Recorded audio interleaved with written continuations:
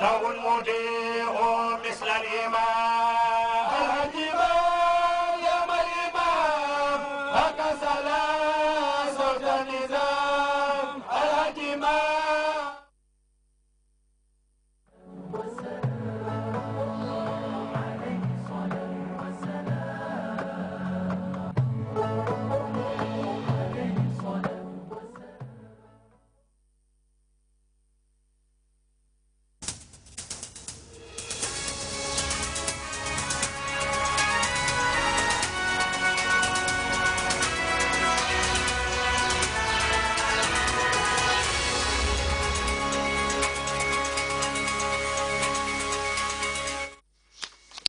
This is the news at 10.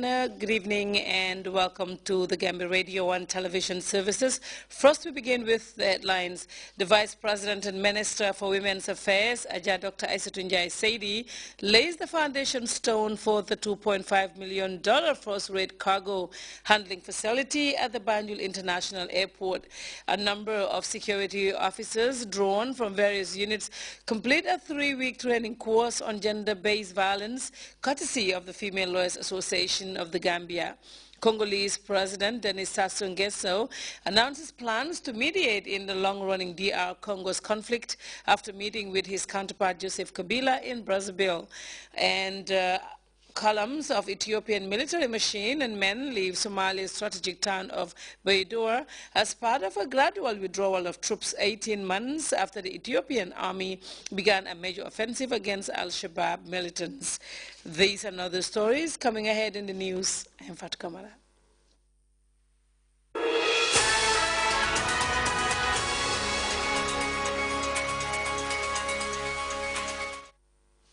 Well, thank you very much for joining us. The Vice President and Minister for Women's Affairs Tuesday laid the foundation stone of an ultra-modern cargo facility complex at the Banjul International Airport. The cargo handling facility is estimated at a cost of $2.5 million, courtesy of the Enhanced Integrated Framework Project. Aissatou Bajan Sarr has details of that story in this report. Facilitating trade through increased logistics, infrastructure and services. But this time at the Banjul International Airport, a venue that continues to significantly contribute to the country's socio-economic development.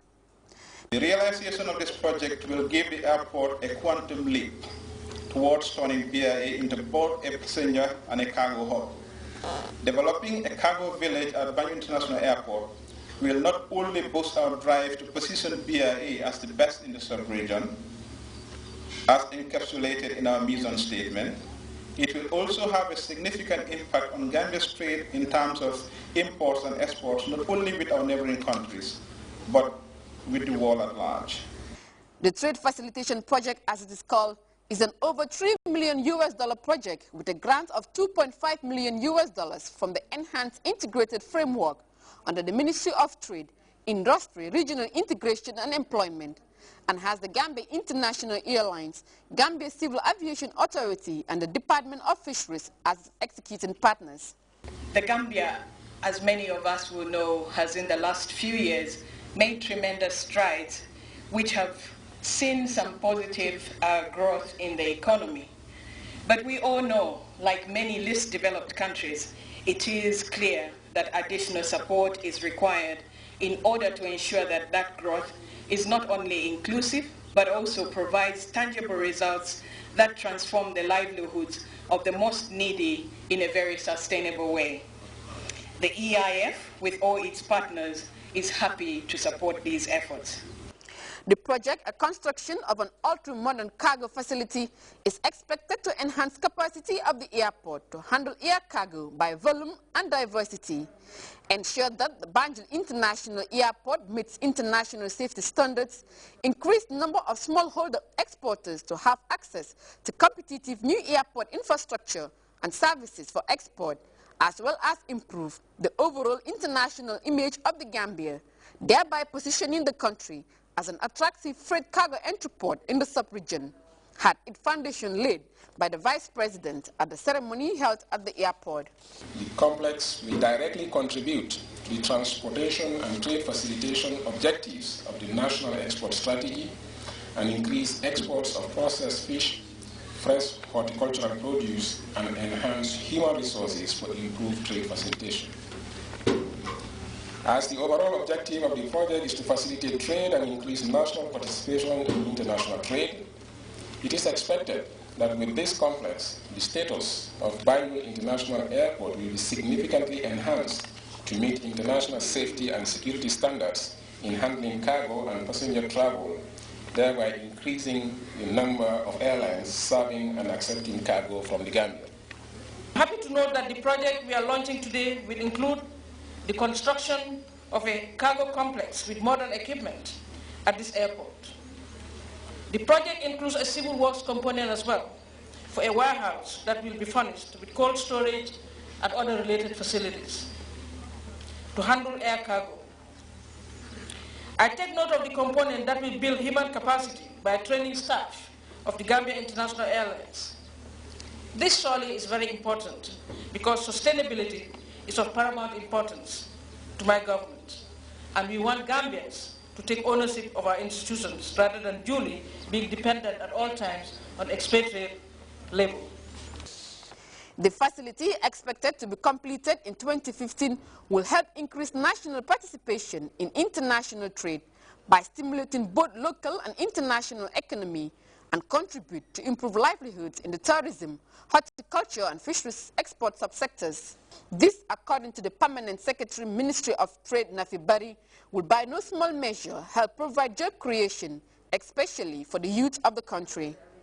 For the director of the Gambia Civil Aviation Authority, Abdullah Jame, the complex, when completed, will improve trade facilitation and increase logistics, infrastructure and services at the Banjul International Airport through improved institutional arrangement that will also build human capacity and provide support services to ensure transparent, secured and competitive airport services are available to exporters and smallholder businesses. Aissatou Badiane Sarr, GR. 20 trainees drawn from 3 different units of various security agencies have completed a 3-day training on gender-based violence. The program, organized by the Female Lawyers Association of the Gambia Flag and funded by the British High Commission, has been qualified as a success by officials. Ibrahim Jatta picks up the rest of that story. Broaden the understanding of gender-based violence, its legal definitions as well as its social and health impact, female attorneys have been trained to nurture the legal framework combating this menace using vital investigative methods.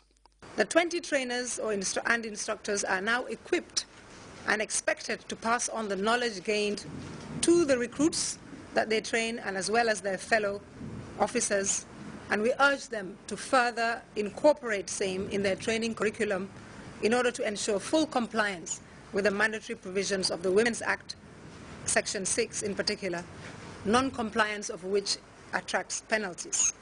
Flag President Nene Cham thanked the British High Commission for supporting yet another important activity, engaging development, whilst hailing the trainees for making the sessions highly interactive. The Deputy British High Commissioner to the Gambia was all praised for the participants as he delivered their certificates. I want to thank you all for giving your undivided attention to the last 3 days.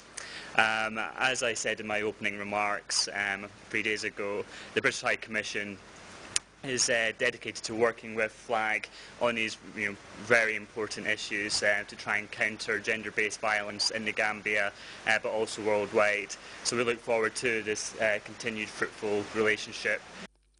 Captain Christine Mendy of the Gambia Armed Forces Training School lauded the Female Lawyers Association for initiating a training package she believes would go a long way in addressing violence against women and girls.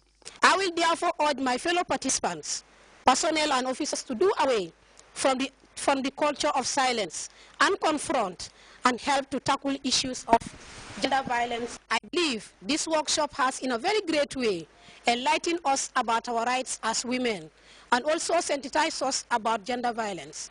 It is now a duty upon all of us to put every effort into breaking the silence and ensuring that the voices of women are heard.